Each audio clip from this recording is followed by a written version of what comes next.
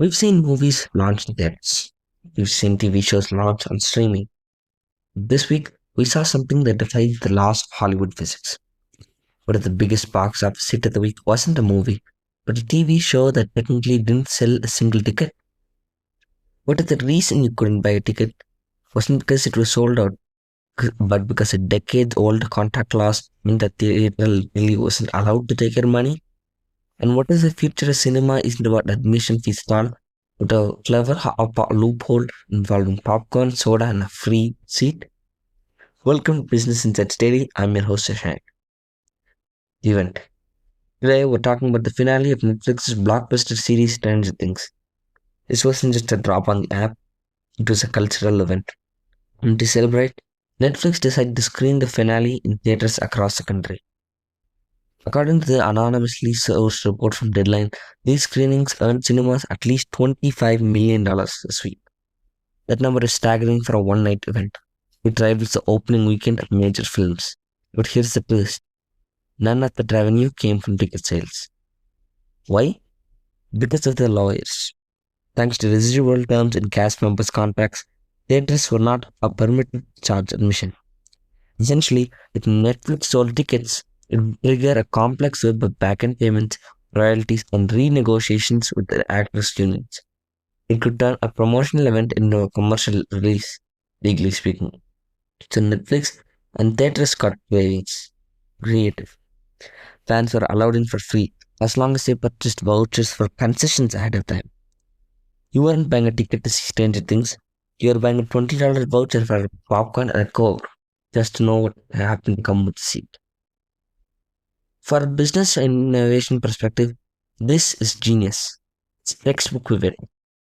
Theaters have always claimed that the real business isn't movies, it's concessions. The movies is the loss leader to get you to buy the high margin snacks.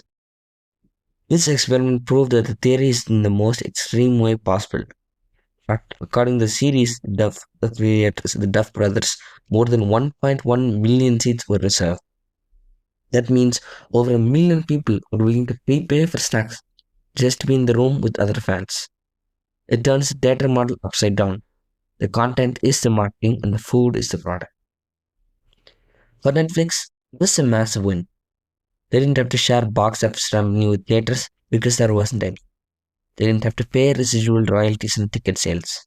But they got the massive hype, sold out headlines and priceless marketing. Community. Streaming is lonely. Theaters are communal. This gave fans a way to scream, cry, and cheer together. And debt.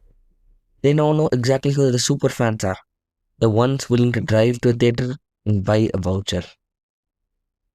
It's a strategy that turns a digital subscription service into a physical experience brand. And for theaters, this is a lifeline. Cinemas have been struggling to get people off the couch. This proves that people will come out for TV shows, gaming tournaments, or even live events. If the event feels special enough, that is. It suggests a future where theaters aren't just for movies, they become community halls, fandoms. Maybe next time it's a League of Legends final, or maybe it's a Bachelor finale, or maybe it's a live podcast. The model works. Buy a snack, get a seat. It opens up the screen, almost anything. Of course, there's a risk. Unions and talent agents are watching this closely. If concession vouchers become a standard loophole to avoid paying actors for theatrical releases, you can bet the next round of contract negotiations will close the door tight. Hollywood loves a loophole, but loves a lawsuit even more. And for the, of course, as the Stranger Things credits roll out, we might have just seen the opening scene of a new business model for entertainment. One where the price of admission isn't a ticket, it's a bucket of popcorn. This is Business Insights Daily. I'm your host Seshank. Thank you for listening and be sure to see you next time. Thank you.